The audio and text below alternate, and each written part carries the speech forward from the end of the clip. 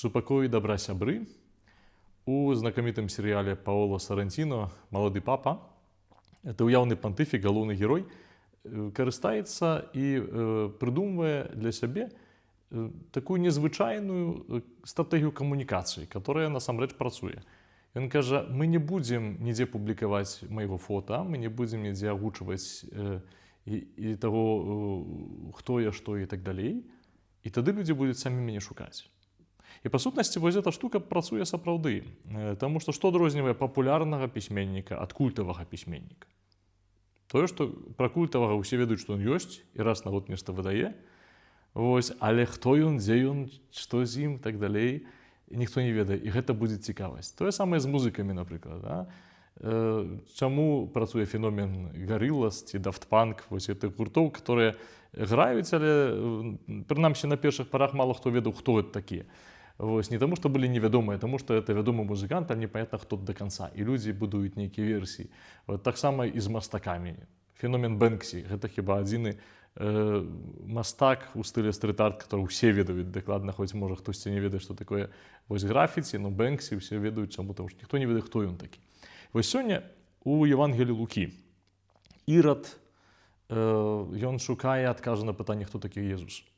Чым там даволі цікава, таму што Лука, разумеючы, што Ірад, сын вось гэтага Ірада Вялікага, Ірад юніор, як мы сказалі, тэтрарха, ён быў чалавекам адукаваным. І наўрад ці ён бы верыў, што гэта Ілля, альбо што гэта Ян Хрысціцель уваскрос.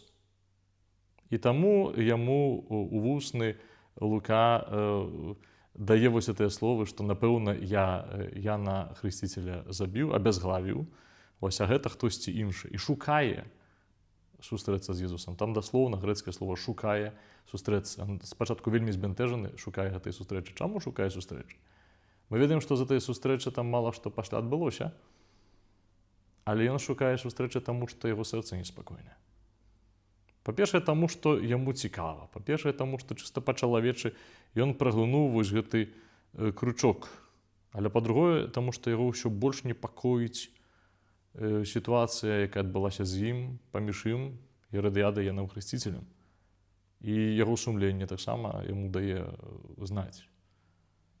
І таму Ірад шукае нейкага слова, которое будзе больш глыбокае за нейкія такія яго вось гэтыя розныя сумневы, альбо нейкія падказкі, якія ідуць з невядомых крыніц.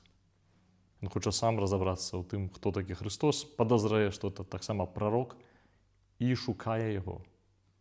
Я думаю пра гэтую гісторыю, калі размаўляю з людзьмі, якія не знайшлі яшчэ да канца шляху да веры, не ў выданні яе такім знешнім, в сэнсе, што не то, што не ходзяць, там, не моляцца, не ведаю, не удзельнічаюць у літургіі ці не робяць іншых рэчаў, которые ўсе веруючыя людзі робяць, а калі размаўляюць з людзьмі, которые па іх відаць і па ўсіх іх учынках, па іх паставе жыццёў, што яны шукаюць.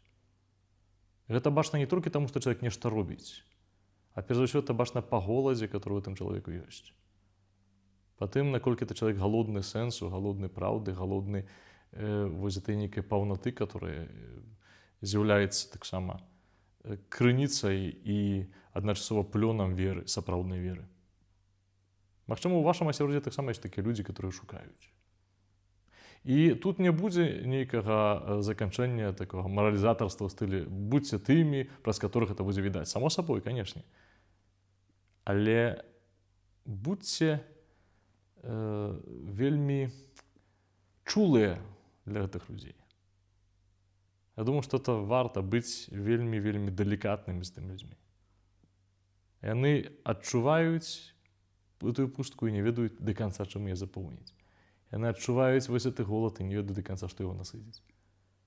І, магчыма, Бог сапраўды праз нашу гісторыю, нашу дарогу вядзе іх да сябе. Няхай благаславіць нас Бог Всемагутны, Отец і Сын, Дух Святы.